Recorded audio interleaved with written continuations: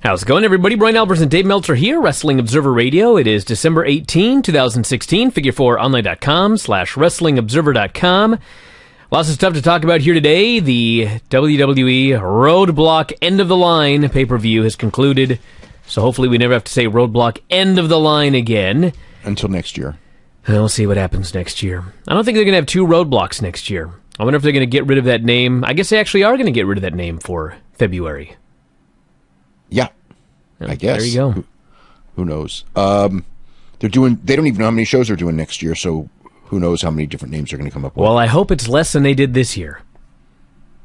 I think it'll be more, for sure. I mean, it's more pay-per-views? The number, I mean, they had an ad on the network saying 19. I know that they told me about... Oh, God, I'd say about a month ago that they were going to cut it to 16 because kind of like, why spend money for two pay-per-views a month when the subscriptions don't go up? So it's just added cost. But there's also the feeling that with two brands, you need to move the stories along. So, it kind of goes back and forth. So it's somewhere between 16 and 19, yeah.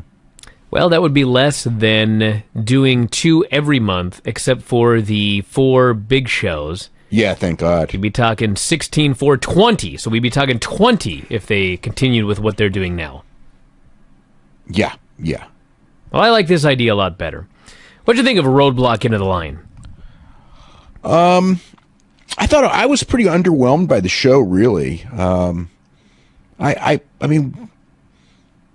I don't know, like there was, as far as pay-per-view standard, like it I don't think it sucked, but aside from the New Day match, I didn't think anything was really all that good. I thought a lot of the finishes were not good, and the crowd was, except for the New Day match, the crowd was really, really hurt the show a lot as well. But even without, even taking that out, I thought they do the idea of putting the Shield back together, which they just did in November, for those powerbomb spots to kind of like go away from that because they didn't do a finish in the main event, which I didn't expect them to do because it wasn't the right time for Roman Reigns to win the championship.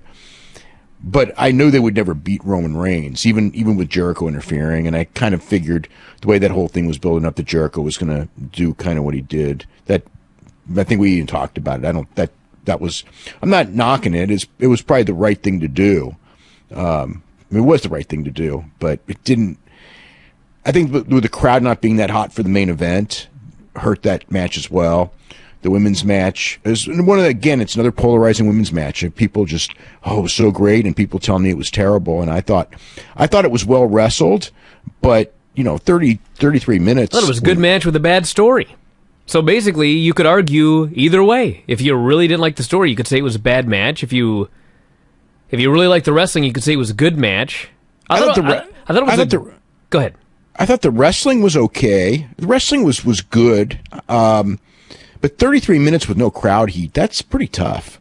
And I think that was a real drawback. And as far as the story was ass backwards. I mean, it's like you put the heel down and the heel's got to chase and the heel overcomes all the odds, having to win in the last second and then come back in overtime after down 2-1 with a minute to go. I mean, that's a total babyface finish. The whole thing was booked like a babyface finish. So that made no sense at all. I mean, and if they did it the right way, so to speak, with Sasha in the other direction where she had to come back, but then, she comes back to tie and then loses. I mean, the whole thing is that at the end of the day, their direction with Charlotte and Bayley, and I guess the idea was that they wanted to delay that start, so they went back to Charlotte and Sasha Banks for another cycle, because they didn't want the Charlotte and Bayley match to start until January, or I guess. So what are we doing for 6 weeks? Yeah, well, I mean, starting to build that match, going to the, building it probably for Rumble, I'm guessing. And then, who knows how they, what they do at WrestleMania. Maybe they'll do maybe they'll do a multiple person match, but that's apparently the next direction, which was, so it was just kind of whatever. They didn't do anything with Ric Flair whatsoever. I guess it would have made no sense to do the Ric Flair thing on the same show with the Chris Jericho, Kevin Owens thing. So it probably makes sense not to do Ric Flair. Ric Flair costing Banks the match, but at least if they did that, Banks would have an out, which she kind of has no out. She just lost by submission. She submitted twice, to lose the match that she was winning. So it wasn't, as far as for a babyface, not the best thing in the world. She was busted open though she got her nose busted and everything. I mean, it was it was. I thought that they wrestled well, but it wasn't particularly exciting. The way the finish was done was. I mean, I guess you could say that at the 30-minute mark, those last 10 seconds were kind of exciting, especially if you were rooting for the heel, which very few people were. And, the other stuff, the flat crowd. So, I mean, none of it was really all that good. Other than, I really thought Cesaro was great. I thought the opening match was great. The Cass match was really bad. Terrible match. Well, let's start with that Cass match, because we didn't even have a good finish in that one. Yeah, well, it was just it was a 4-minute match, and Cass just got counted out. It was really lame finish. So they were brawling outside the ring, and Lana shoved, Enzo. So now here's problem number one. Okay, doesn't it look so lame? I mean, like if Enzo was injured and not there, and Cass is going for revenge for his buddy, that's typical wrestling storyline. But Cass is going for revenge, and Enzo's right there. It makes Enzo out to be such a nothing. And when his buddy's got to do his fighting for him, and he's so Lana shoves Enzo down, and then Rusev comes and blindsides Enzo, and then Cass jumps in there and checks on Enzo, and as he's checking on Enzo, he gets counted out. So that was the finish of a match where nothing happened, and it was done to set up a rematch on Raw. So we got a match on Raw. Well, I think that the idea is that to WWE in 2016, it is more important to have the act out there for this pay-per-view than to do what makes sense from a storyline perspective. Well, I mean, the whole thing with Enzo and Cass is that they need to be out there to do the promo to start the show. But that's why, so the whole Cass-Rusev thing makes no sense with Enzo out there and not selling anything. I mean, if he's all bandaged up or something, but, they wouldn't do that, because, I don't know. It's like he's out there and he's fine, and he said he got up, and it's like, so, you want the guy to, it's like fight, the other guy fighting your battles just makes Enzo look so bad. And there's a lot of geeks on this show. Yeah, and he's got a lot of charisma. It's like, why? It's the typical thing we talk about all the time. They really do a terrible job of booking baby faces. And the one baby face that they really try the hardest to do a good job with is the baby face that nobody likes. But, I mean, look at Sasha. I mean, this was terrible baby face booking for her. Up and down the card. Enzo, terrible baby face booking. Cass, that the way he lost, Dude, Seth bad. Rollins. They're cheering Jericho. They're cheering The List. They're chanting stupid idiot. It's like a babyface chant for Jericho. Yeah, and those cruiserweights, that wasn't so good. Yeah, they either. cheered Neville. They said thank you, Neville, when he beat up all the other baby faces. When he beat up Rich Swann. Yeah, and what's Rich Swann done? What's Rich Swann doing wrong? I mean, or TJ, So, yeah, I think the whole thing with that is just that they were happy to see Neville in a new role, as a heel. So it was just something like that's the thing is it's like the one thing that did get that crowd going was something new, and Neville was new. So, yeah, the New Day and the New Day and Cesaro and Sheamus. I really liked that match. Just the twist and turn at the end, I liked. That's the one thing that I would say, a lot of good on. All right, so New Day, Sheamus, and Cesaro for the tag titles opened up the show. Cesaro ran wild right out of the gate. Him and Kofi looked great together. It was Kofi and Big E here. Big E got a tag, speared Sheamus off the apron. And actually, as far as Big E flying outside and crashing, this was about the easiest and safest one he's done on his final day as a tag team champion. So the finish was great. What happened was they had Cesaro on the apron, waiting for a tag. And Sheamus goes to tag him, and right as he's about to tag, Cesaro yanks his hand away, but gets in the ring anyway. So Kofi thinks that the tag has been made, and Kofi hits Cesaro with his finish. He goes to make the cover, but it turns out they never made the tag, and so Sheamus is a legal man. He dives in, makes the cover, and gets the pin. They win the titles. We had it was a really good finish. Yeah, the New Day was trying every heel trick in the book to win, and it didn't work. And finally, they got beaten at their own game there at the end. They were outsmarted. And the big thing at the end was they walked over to hand the belts over. And Cesaro grabs the belts, gives them all a big hug. Everybody's cheering. Sheamus is Sheamus doesn't want to join in. It's like he's watching an MMA fight where they hug in the third round. He grabs the belt, storms off and celebrates. And then, of course, Cesaro celebrates in the crowd with the people. They cheer. Sheamus gets on the buckles. They boo. And I would presume, because this is what they do, that we'll get a rematch for the belts on Raw tomorrow. Good chance, I think. Yeah. I don't know that, but I would think real good. It's a real good match. Great finish. Oh, yeah. Cesaro was the star of the show. He always is in these matches. No, I mean of the whole show. The whole show, I thought. No. Well, yeah, probably. He isn't always the star of the whole show, but I thought he was tonight. He was very, very good. We had Charlie in purple overalls backstage. Her question was, Kevin, the New Day lost. Are you worried that now you will lose? That was a stupid question, huh? Oh, my God. The questions they give this girl. So Kevin says, are you actively insulting me, or are you just really bad at your job? He says, Chris and I are best friends, unconditionally, tonight, tomorrow, forever. And as he's so upset at Charlie, and then Chris walks up, and he just leaves her to try to make up with Chris, and he says, I've got a present for you. Kevin Owens, if he was really Jericho's best friend, should know that Jericho would never wear a scarf like this, but he got him this Christmas scarf anyway. Jericho just tossed it on the ground, stormed off, and Kevin Owens was very sad. Sami Zayn and Braun Strowman. Were you aware that if Sami Zayn lasted 10 minutes, he would be declared the winner? Absolutely, yes. Okay.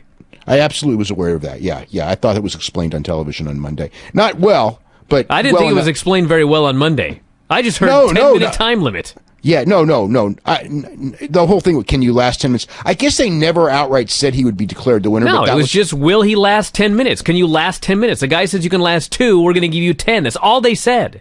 Yeah, I took it to mean what they were doing. So, but I don't think that they explained it well at all.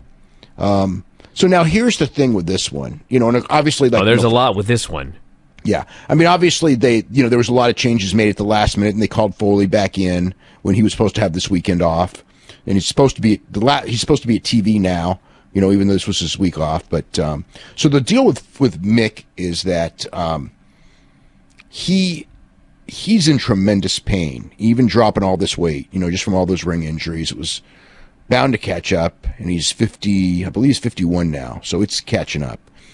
And he needs hip replacement surgery, which he's going to get relatively soon. I don't know the date or anything like that, but it's sometime. I'm thinking it's early 2017. So he's going to come back. But one of the reasons why he's, looking for time off. I mean, some of it's Christmas and all that, but a lot of it is just. It is really difficult for him right now to do all this travel. It hurts a lot. So he asked for time off. If they gave him time off, then they called him, and I guess the story is that he was doing whatever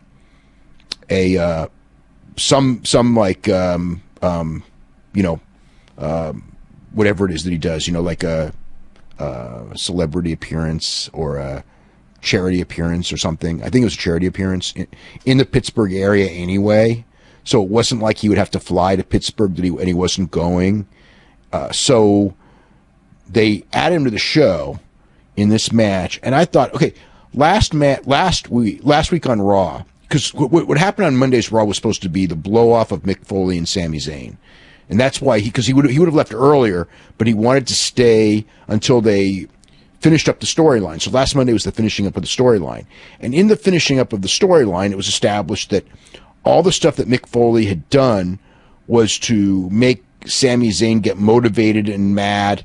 And that's what he's been doing from the start.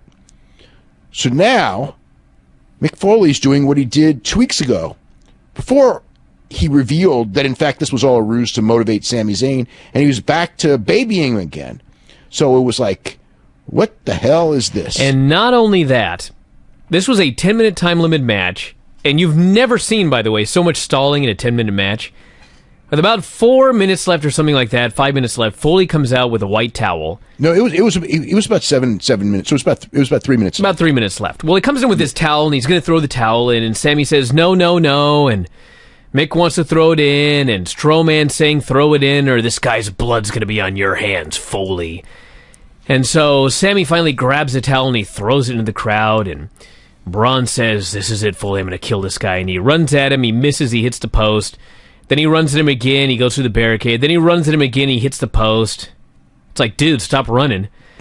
So Sami's making this giant comeback, and he hits a high cross for a near fall, he hits the boot in the corner, and then the time limit expires, and if you really look at it in storyline, he might have won this match if Foley hadn't come out and stalled for 3 minutes there in the middle of this.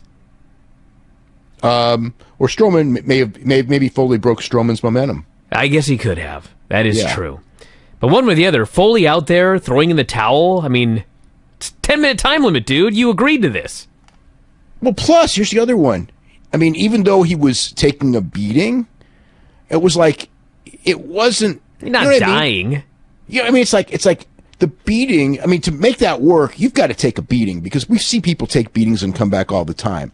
I mean, it's got to be some outrageous stuff, and this was anything but outrageous stuff. No, I mean, it was like holding him down and clubbering him, and that was it. But it was like, it didn't fit, like, there was no reason Foley needed to come out. He wasn't taking, any kind of a beating that had anyone in the crowd alarmed or anything like that. I mean, you need to do like a... I certainly don't recommend Brock Lesnar, Randy Orton, right? I mean, I would never want to do that. But you can do like a worked version of that, you know what I mean? Where you're just beating the hell out of the guy. And he's not getting up. Kind of like, like the end of an MMA fight, so to speak, where the guy is not intelligently defending himself and he's just getting pounded on. And the crowd's going, okay, it's time to stop it. You get that in your mind. And then Foley comes out and wants to stop it. Then it's all just fine. They were doing a freaking fake pro wrestling match. And it wasn't even, like, nobody was upset. There was no heat at all. You know what I mean? No, like, Foley comes out and the fans chant, let him fight. They boo Foley. They're chanting, delete, delete, delete. Yeah, well, yeah. So the point is, they weren't concerned about the health of Sami Zayn. They couldn't even pretend. Because it wasn't strong enough. No. So, yeah, no, so, like, that whole thing, this was just, I just thought this match kind of sucked. Not like the, as far as, work sucked, because they were given the parameters and it was out of the control of the participants. So I'm not blaming the participants. Although when Braun Strowman had to sell, you can certainly see why he doesn't sell much, because it was pretty bad. But it wasn't so bad. I've seen a lot worse. But yeah, it was just a theme of what they were trying to do with this match that absolutely didn't work. So Sami won. He was the victor via not dying. Jericho versus Seth Rollins. The best way I can describe this is, it was a professional wrestling match that in no way played into the story of Seth Rollins needing to kill Chris Jericho so he could get to Kevin Owens and kill him and then finally get to Triple H. They just had a match, like a Raw match. They had a regular match that was marred by a dead crowd, and I think what was it, like, at about 13 minutes, they kind of started getting the crowd a little bit, but, kind of. It was all right. For those two, I would have expected better, but a lot of it was just, the crowd didn't help them any. And I mean, it was the standard stuff. I mean, they did like essentially like what you would expect in every Rollins match and every Jericho match. That's what it was. Had a lot of near falls at the end, as always. Jericho with a reversal in the walls of Jericho. Rollins escaped, hit a big frog splash, and then Kevin Owens ran out And Seth booted him off the apron, turned around into a small package, kicked out. Jericho Well, starts... I mean, the key to that spot is Jericho, in his mind, had the match won because he had him down for, a couple of seconds before the ref turned around, and then the ref turns around, and then Seth kicks out. So the whole deal is that Jericho had the match won, and Kevin Owens screwed it up because Kevin Owens had distracted the referee. Well, that sure doesn't play into the storyline at the end of the show now, does it? Well, the whole idea is that it was all done as a swerve, which, of course, makes no sense. So he lost to Seth Rollins to play into this storyline with his buddy. I'm just trying to see how I'm supposed to look at this as a fan. Yeah, well, and that makes no sense because if the whole idea was to do that, why was he getting all those freaking near falls with all of his big moves on Seth Rollins? So Seth hits a flying knee. Well, what happened? First, Jericho's screaming at Owens, demanding he go backstage.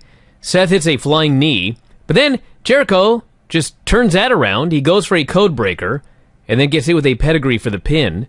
So really, Kevin Owens did not immediately cost Chris Jericho that match. Jericho screwed it up for himself. No. I mean, that was the other thing. Is like, yeah, you're right, and he should have. Yeah, that's the whole point of that finish. But they were more concerned about doing their normal finish, which is a reversal into the finish, than doing the finish that would have actually made sense in this story. Well, maybe I guess. I don't know. If it's going to be Kevin Owens' fault, it should be his fault, right? Yes, of course. That's not what happened here. Well, I mean, their idea is just, instead of the fault being in the finish, the fault is in that Jericho didn't win. Not that Kevin's distraction caused Jericho to lose. It blew it when Jericho was on the verge of winning. So, now how that all makes sense when you have the thing at the end. I mean, the whole idea was they were supposed to lead you down the path where, you knew this is the night they're finally going to break up. And then in the end, they don't break up again. Then we had the Brian Kendrick, TJ Perkins, outlandish Rich Swann match. Man, they need to drop that for sure. Austin Aries did commentary. He was really good. Well, he was much better than Byron. Yeah, no kidding. I actually, even though this match was dead and all that, I think that if you add Neville and Metalik and Tozawa and Austin Aries to this division, it actually could be really good. I think the key is it's got to be different. And right now, with the guys that they're showcasing, it's too much like the heavyweights just run through the dryer. Just a bunch of small heavyweights doing heavyweight-style matches. There's nothing different about it. Yeah, well, the guys they're focusing on, you're right. There's nothing. I mean, the thing is you need to make this thing work. I mean, you can have a couple of these guys kind of in there. Gallagher's a good example. I mean, he's definitely different, and you want a guy like that. But you want your Ricochets or somebody like that that's going to blow people away. And Brian Kendrick's not that guy, and TJ Perkins could be that guy, but he isn't. I don't say. Well, I can't. I shouldn't say. I mean, but TJ Perkins can work any style you ask him to do. They could ask him to do it and he would come off just fine doing it. And Rich Swann can hang with those people doing that, but he hasn't. I mean, he's just kind of doing. He's just being style. Outlandish. Yeah, I mean, he dances and smiles and usually does some cool stuff towards the end of his match. So they did a long match. No, actually, it wasn't a long match. No, it wasn't long at all. They did a short match. And then at the end, Swann and Perkins double super kick Kendrick, and then Swann did his spin kick on Perkins and pinned him.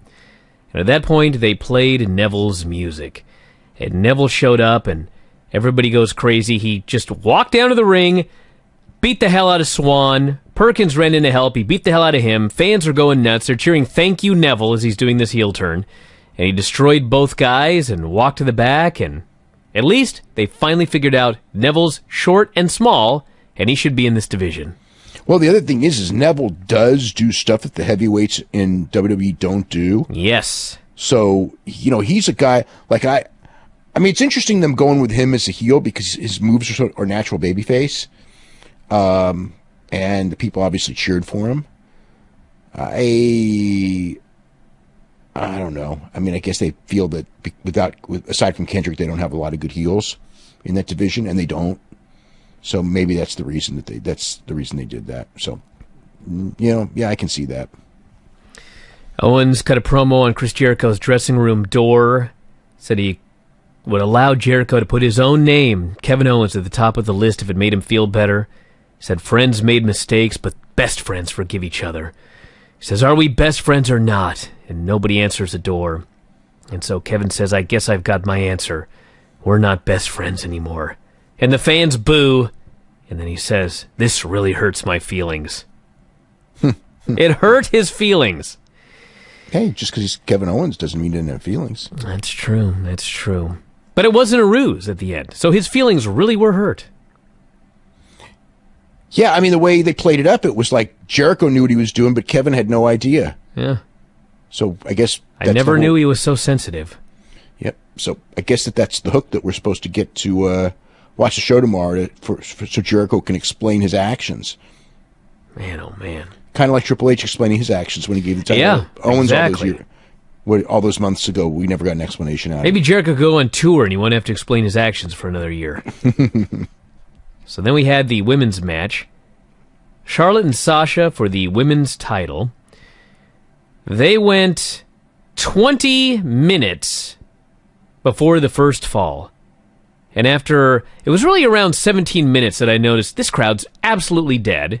And the only thing that I can conclude, I can't read the crowd's mind, but as a fan, when I was watching it, I thought, the fact that we've gone 17 minutes, and then 18, and then 19, I thought that meant for sure there's not going to be one fall.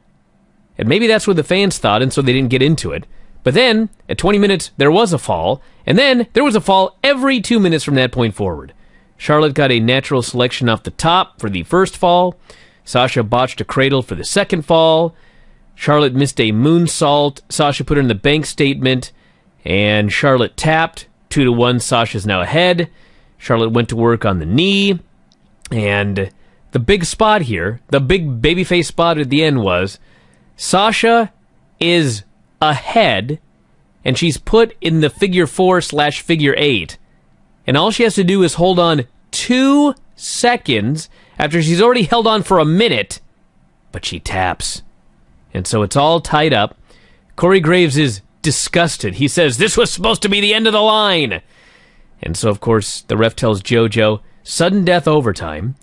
So they go to sudden death. Sasha tries the bank statement. I believe that in doing this, they smashed heads. Sasha's bleeding all over the place from the nose. And finally, she gets the bank statement on. Charlotte switches to the figure 4.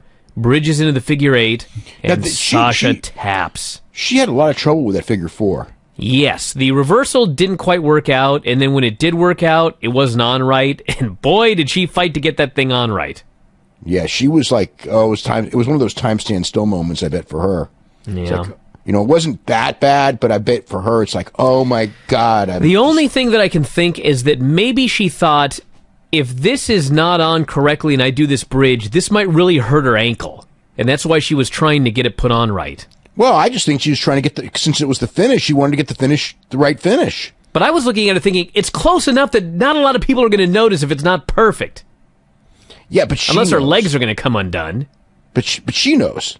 Well, yeah, but this is about the fans. Are they going to notice or not? But she doesn't know. I noticed. I noticed a lot. Yeah, because she was busy messing with it. Yeah, no, I noticed right away. It's like she didn't get the figure 4 on. She was getting something else. And I mean, it was really clear she didn't get it on. So yeah, I noticed. I don't know if everyone noticed, but I'll bet you most people did because you're kind of used to like the figure 4. I mean, it's such a big part of wrestling that everyone kind of knows what it looks like. And it looked like someone who tried to put on a figure 4 that forgot how in the middle of the match. Which wasn't the case. It was just like she was trying to get it, but she just wasn't getting it. So Charlotte's streak of winning on pay-per-view continues on. That was number 14. That was number 14. So she can be the next Undertaker. I believe somebody sent me the stat. It's like they've had 7 matches and 6 title changes in 6 months or something like that. Some crazy number. Well, they're just trying to keep the thing going. And, I don't know that Sasha's going to get a long run with the championship. She's got to overcome, Vince, and Vince has never been that hot on her. So that's well, she did get hurt again here. Yeah, but that wasn't her fault. Then again, it's never her fault. But if she went for her move and they banged heads, that is her fault. Okay. Well, the thing is like what Vince is worried about isn't so much her getting a bloody nose or anything like that. Vince is more worried about, her back. So it wasn't like she hurt her back. That's where, her back or her neck. The whole stigma, whether it's accurate or not. She has been hurt a lot. But the whole thing is that her body is such that it will break down because she's too small. And, most of the time my experience is that smaller guys get hurt less unless they just do more outrageous stuff. Just because, you can fly around and it doesn't hurt as much when you're a big guy. It hurts more than a small guy. But, in her case, she has been hurt a lot. And when you're predisposed, when you get injured, when you have a lot of injuries, it's way easier to get injured again.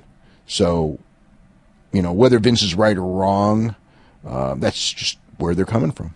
When I watch her, it just seems like she's too much of a rag doll on her bumps. Like, it's the same thing with Enzo. Enzo's a rag doll, too, and he's also... Remember that time they got thrown outside and snapped his head on the rope and nearly killed himself? He's just flying out of control like a rag doll. Yeah. Roman Reigns, Kevin Owens for the WWE title was the main event. Universal title. They had a good match, I thought. Not a great match, but a lot of good stuff, particularly at the end. Yeah. I guess I thought it was good until the finish kind of just took it down a notch. They had a couple of things that were really awesome. There was a deal where Owens took him outside and he put him on the table and did a frog splash off the barricade. And this damn table, Kevin Owens is a big dude and Roman Reigns is a pretty big dude. And Kevin Owens does this big splash and the table doesn't even budge. And you could see Owens asking him, let's do it again. And Roman says, let's do it. And they tried it a second time and broke the table. And then he threw him right in the ring and went right for the frog splash off the top rope. And Roman kicked out of that. They had a pop-up power bomb that appeared to be a pin, but Roman got his feet on the ropes. And then finally Owens gets the Universal title belt. Roman spears him, but he's too tired to cover. Out comes Chris Jericho, gets in the ring, teases going after Roman, but instead turns and hits Owens with the code breaker. The referee disqualifies Roman Reigns. Owens is announced as the winner and still champion. And then Jericho grabs the belt, big smile, helps Owens to his feet, raises his hand. Owens is selling it like he didn't know this was going to happen, like he actually thought this guy was really mad at him, but Jericho knew what he was doing the whole time. I guess the storyline could be that Jericho really isn't his friend, but he wanted him to retain the title so that he could then beat him for the title. Maybe that's where it's going.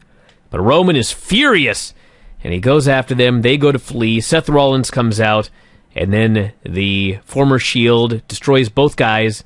They give Jericho the powerbomb through a ringside table. They take Owens up to the top of the ramp and put him through the announce table up there. Strong Shield reunion tease, another one. And there were actually some people that were booing Seth Rollins at the end because he was teaming up with Roman Reigns. Yeah, well, you would have expected some people would do that. It's just amazing. Well, I mean, Roman Reigns is Roman Reigns, and it's like they're fighting it, and they're going to fight. They're going to fight it forever because they've already made their decision that he's going to be the top guy. They believe. What's funny is we have obviously gone through all the attendance figures, and one of the things is that Roman Reigns is not a big draw. I mean, it's like the only real big draw is John Cena, but one of the things that Vince believes is that Roman Reigns is a real big draw, and therefore, although God only knows why he would think that because the crowds aren't that big these days. But the whole thing is that, I know from people in the company who have said that whenever the idea of Roman Reigns turning is they have it's just like John Cena, and John Cena ended up doing just fine as a babyface, and besides, Roman Reigns is a big-time draw, and it's like, he's really not a big-time draw. I mean, if Roman Reigns is a big-time draw doing this character, I'd say, the same thing I said with the Cena thing, when people, we got to turn Cena because he's getting booed, and it's like, he's making so much money with the merchandise, and he doesn't get booed at the house shows. So it's like, it's not that, it's not that bad, and he's the biggest drawing card you got. So, I don't know that turning him heel is the right thing to do. With Roman Reigns, turning him heel is the right thing to do. Because he's not that over. I mean, he's not over as a babyface. And he's not going to be. The people are going to fight it too much. And I think that at some point, you can't fight the audience. I mean, I know that Vince likes to fight, but you can't, I mean, I guess it's a game to the audience and it's a game to Vince. And in the end of these games, Vince usually wins those games because he's in control.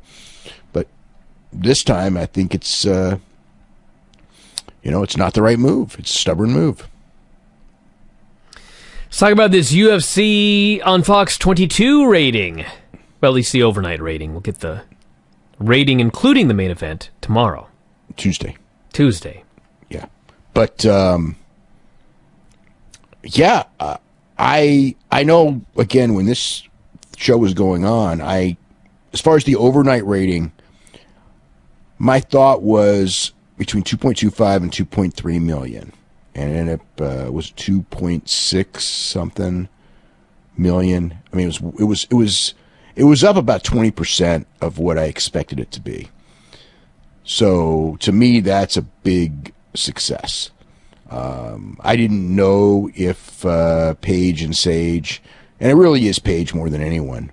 I mean, Paige is very, and I guess we'll have a better idea to a degree when we see how much, how the main event segment did, but it won't be through the roof because the main event only went 3 minutes. If the main event had gone 25 minutes, then it's, if the main event had gone 25 minutes and had gone, let's see, it started, probably, would that be 23, 25, so 25 more minutes, so it would have ended well after 10:30. If they had done that, they would have really helped the rating a lot with the long main event. But it didn't happen. It's the deal with fighting. It sometimes doesn't happen. Let's jump into some mailbag questions here. Mailbag at WrestlingObserver.com. Oh, by the way, I want to mention this. The Dominick Cruz Cody Garbrandt deal is online unedited. I saw it. If you want to check that out. Dominick it wasn't Cruz. as profane as it seemed because apparently somebody just had their hand on the button and just wouldn't lift it. Yeah, well, I think they were just scared of where it was going because it did look like it was getting out of control. Because Cody, God bless him, he's out of his mind. You can't. He's just like a crazy man. You can't start a verbal fight. I mean, I'm sure there's guys who can, but most guys can't start a verbal fight with Dominick Cruz and do very well. I mean, Dominick Cruz is just.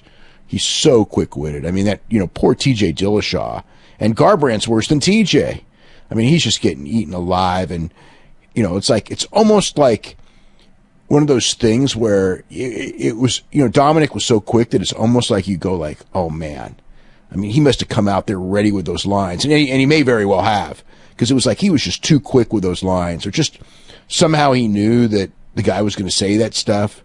But when he just, like that line of, I bought my house off beating your teammates. I mean, and he goes, who have you ever beaten? And he just goes, oh my God. I was like, when he goes, who have you ever beaten? He's like, what are you talking about? Jesus Christ. He's been the top guy for how long? He's beaten, he's beaten Benavides. He's beaten Uriah twice. He's beaten TJ. Granted, TJ's not on the team anymore, but, they were all training partners. Yeah, he did. All right. This person here says, can you name a couple of fighters like Uriah Faber that were really good fighters and had the talent to be a champion, but had the bad luck of running into a fighter that just had special talent like Dominick Cruz? Or Aldo. Both of them. Chad Mendes, same thing. Chad Mendes could have been a champion, but he couldn't beat Aldo. Aldo was just, and I mean, he won one of those fights. He came pretty damn close to beating Aldo. I mean, which was probably the best fight that Mendes ever had. But he's the one that pops into my head right away. I would have said Cormier, but Cormier actually got the championship because John Jones, deleted himself. I mean, because if it wasn't for that, I don't think that, who knows? But because Cormier really is a fantastic fighter, but I don't know that he can beat John Jones. They're probably going to fight one more time. It's unfortunate because by the time they get to that fight, if they do, and of course, I don't know that Cormier is going to beat Rumble, so they may not fight again. But I think they probably will, just because it's an unsettled issue, and it will do big box office. But Daniel's getting older, and it's like you can't fight age, no matter what you do. You can't fight it. So, John's getting into his prime. John may not be the guy who, but he's such a natural he's such an incredible talent. But yeah, but there was nobody super special that I'm trying to think that John couldn't beat. Welterweight, nobody really, because the dominant guys were GSP and Hughes. Claudia Gadela, you could almost say, if you were going to say someone like that. You could have said, but yeah, Benavidez. Benavidez is a hell of a fighter. He really is good. And, he'd have been world champion he probably would have been world champion for years, except for Demetrius. Demetrius is like on a skill level. Demetrius is probably the most skilled all around, between combination of skill and conditioning both. Demetrius is probably the best fighter in UFC history. Just on those two traits, criteria. Fighting out of Parkland, Washington. Demetrius? Yeah. Yeah, with Matt Hume. Yeah. It kind of is mind-blowing, really. Why? What do you got against Parkland, Washington? Have you been to Parkland? Wow. The idea that the greatest fighter in UFC history came out of Parkland, Washington. When you think of all the great camps, I wouldn't say he's the greatest. He's the greatest at certain things. But if I'm going to say the greatest fighter in UFC history, it's probably still got to go with Anderson, GSP, and John Jones. Well, quite frankly, Jack Evans also from Parkland. They turned out way more than I expected. I'll give him that much. Okay, so John Jones is from Rochester, Ithaca, somewhere up there. Anderson's from Curitiba. There's a lot of great fighters that came into Curitiba. GSP's from Montreal. Well, they got good gyms there. If AJ Styles was not signed this year by WWE, how would SmackDown have been viewed after the brand split? Well, a lot of things would have been different, but if you take AJ Styles out and then your top, Bray Wyatt would have been the top heel, and it wouldn't be as good, at least wrestling wise. This person here says, with a weak advance and routinely terrible crowds, why does WWE still do pay-per-views in Pittsburgh? Well, nobody knew that the advance was going to be weak when they booked Pittsburgh. It's not like Pittsburgh is not a city that draws like well under normal. And they did for tonight. I didn't get the number, but I know that it was far from sold out. But as far as the reputation, as far as the crowd goes, not every Pittsburgh crowd is quiet, but a lot of them are, and there is a reputation.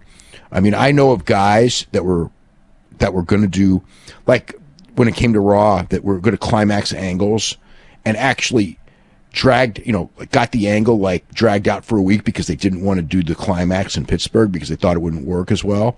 And in hindsight, they were probably right. So, I would definitely question them doing a big show in Pittsburgh going forward. If it was me running the company, I would, I'd go, we got so many cities that you can do them in, and Pittsburgh, I would question doing pay-per-views in Pittsburgh.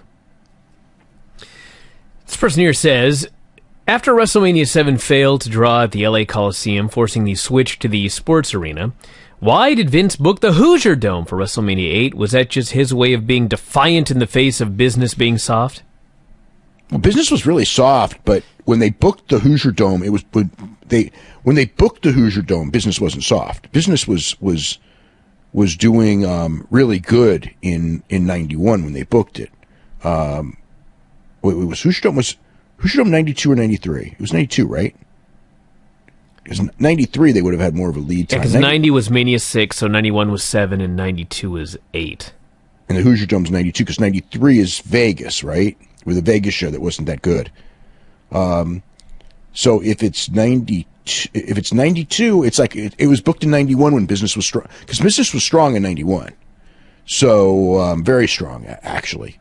So they didn't know that aspect of it. I mean, it was strong in later in the year. Hogan and Slaughter did okay, but so that was the reason. And I think also one of the things with Indianapolis, they thought, because again, this was in an era where people did not fly so much to shows, but they would drive a couple of hours, that if you look at Indianapolis and you kind of do like one of those compass circle dealies, what do they call that? You know, when you do that in math class and they go, okay, you like whatever it is, 200 miles in every direction or 250 miles in every direction, and people will drive in and you do like the big circle. The radius?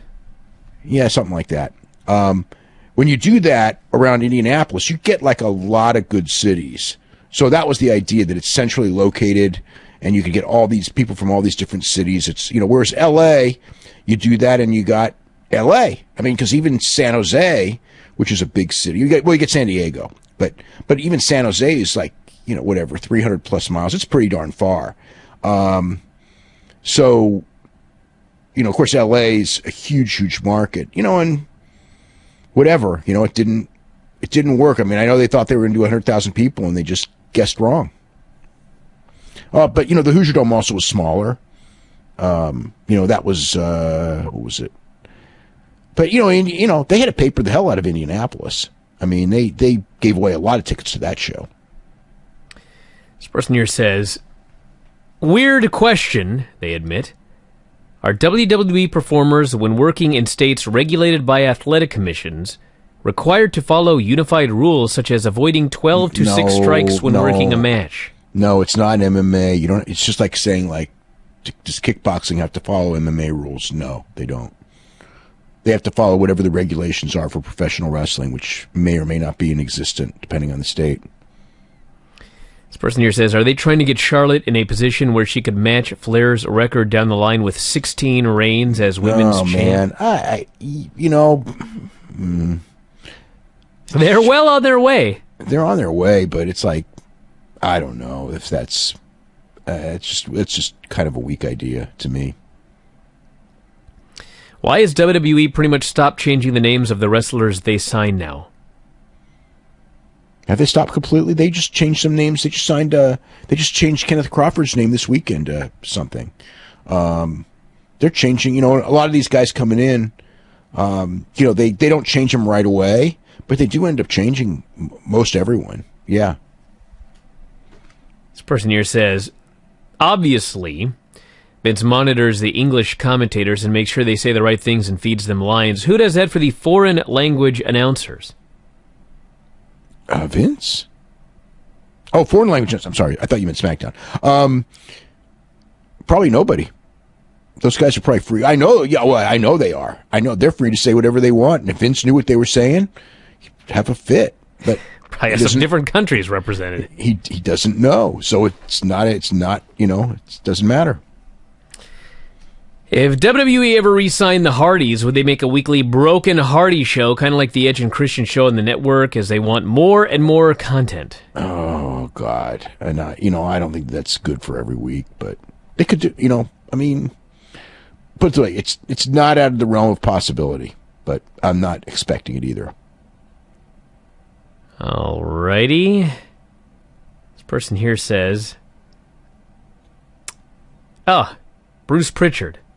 What about Bruce Prichard? A lot of times Conrad will go to old observers for research for whatever topic is talked about on the Bruce Prichard show, and whenever Dave's name is brought up, Bruce doesn't have many nice things to say. What is his issue with Dave? Okay, I'll tell you the whole story with Bruce Prichard. Okay. I believe at this point that it's all just a gimmick. At this point, okay? But just something for attention, that it's become part of his routine, so he does it. Now, I can tell you from friends of Bruce Prichard that I know that if, 6 months ago, he would have said none of this. Bring my name up, and it was never anything negative at all. What happened was, one of his early shows, he talked about the Montreal screw job, and somebody tweeted me, so it's Twitter's at fault. and not, well, partially, and said, what did you think? Well, actually, before somebody tweeted me this thing, Bruce Mitchell just goes, did you hear Bruce Prichard talk about, the Montreal finish? I go, nope, I did not. And he goes, don't. He goes, you don't have time. You don't want to waste your time. It's pretty bad. So it's like, okay, when gonna?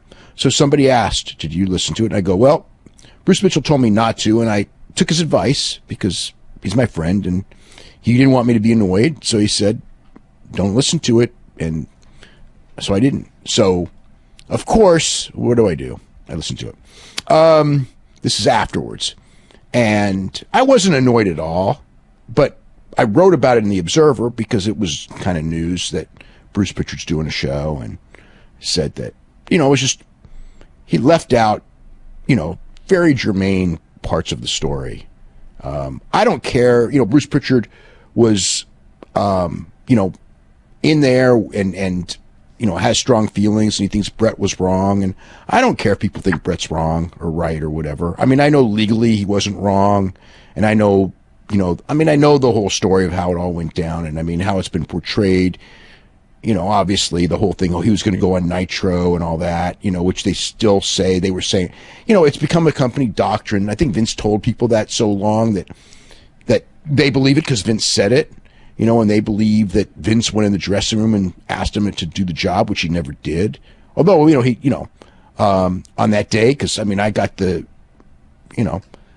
audio tape right away. Bruce Prichard, as far as that aspect went, I talked to everybody that week, including Bruce Prichard. And Bruce was like, Brett wouldn't do business. He just wouldn't do business. And it's like, you know what? If Brett wouldn't do business, then as a last resort, that's what you got to do.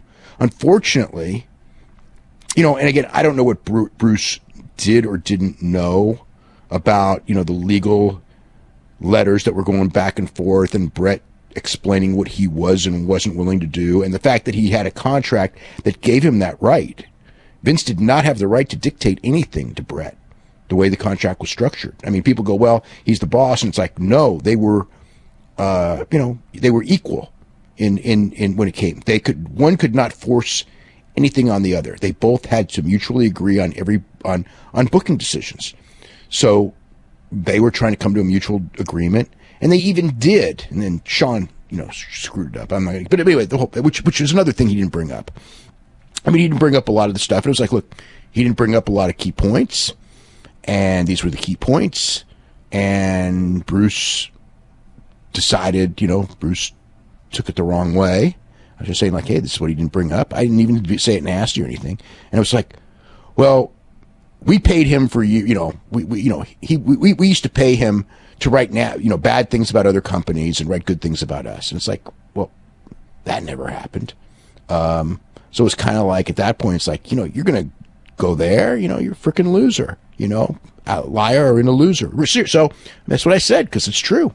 The one thing, he could say, I disagree with Dave. If he could do the I was there thing, that's fine. I don't care.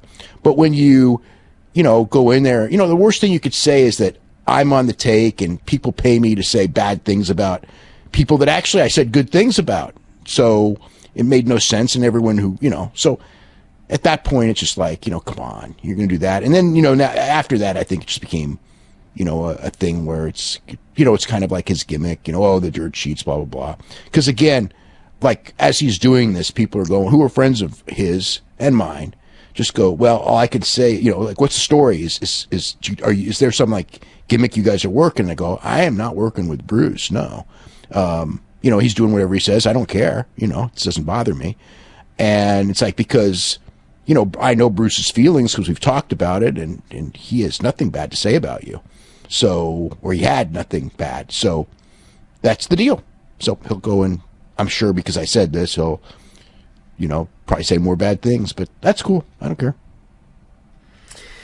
All right, everybody. On that note, we're going to wrap it up. We're going to be back tomorrow after Raw. We will be talking about everything as they begin a 6-week road to the Royal Rumble. Things obviously slow down during the holidays, but we'll talk about everything.